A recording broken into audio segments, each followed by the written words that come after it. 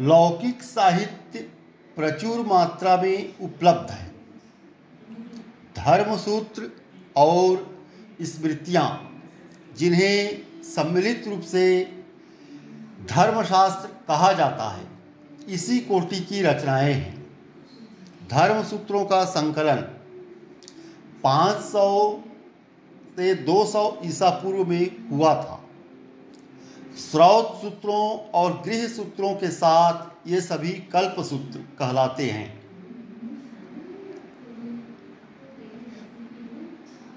मुख्य स्मृतियाँ ईसा की आरंभिक 6 सदियों में संहिताबद्ध की गई।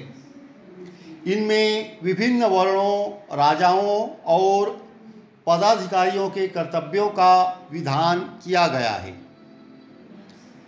इनमें संपत्ति के अर्जन, विक्रय और उत्तराधिकार के नियम भी दिए गए हैं तथा चोरी, हमला, हत्या, व्यभिचार आदि के लिए दंड विधान किया गया है। प्राचीन भारतीय इतिहास के स्रोत के रूप में कौटिल्य का अर्थशास्त्र एक अत्यंत महत्वपूर्ण विधि ग्रंथ है। यह 15 अधिकरणों या खंडों में विभक्त है, जिनमें दूसरा और तीसरा अधिक पुराने हैं। लगता है कि इन अधिकरणों की रचना विभिन्न लेखकों ने की है।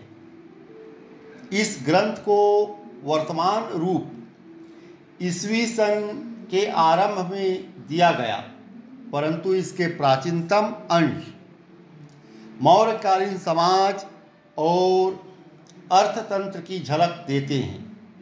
इनमें प्राचीन भारतीय राजतंत्र तथा अर्थव्यवस्था के अध्ययन के लिए महत्वपूर्ण सामग्री मिलती है। इसमें कौटिल्य के अर्थशास्त्र में प्राचीन भारतीय राजतंत्र,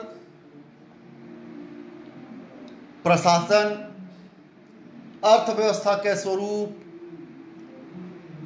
की अध्ययन के लिए अनेक महत्वपूर्ण सामग्रियां कौटिल्य के अर्थशास्त्र में मिलती हैं। हमें भास, शूद्रक, कालिदास और बाणभट्ट की रचनाएं भी प्राप्त हुई हैं।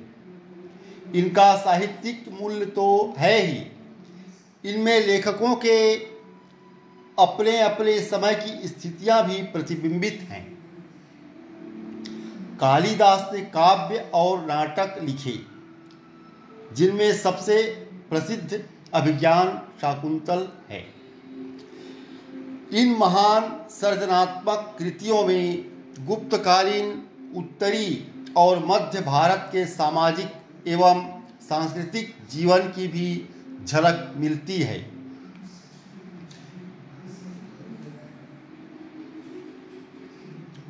इन संस्कृत स्रोतों के अलावा कुछ प्राचीनतम तमिल ग्रंथ भी हैं जो संगम साहित्य में संकलित हैं।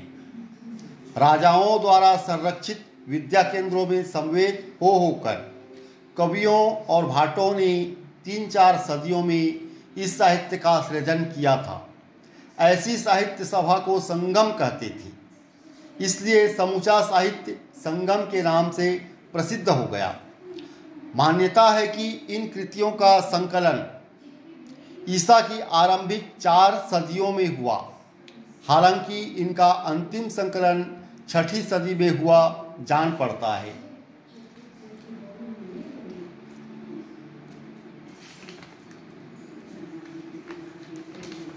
धन्यवाद।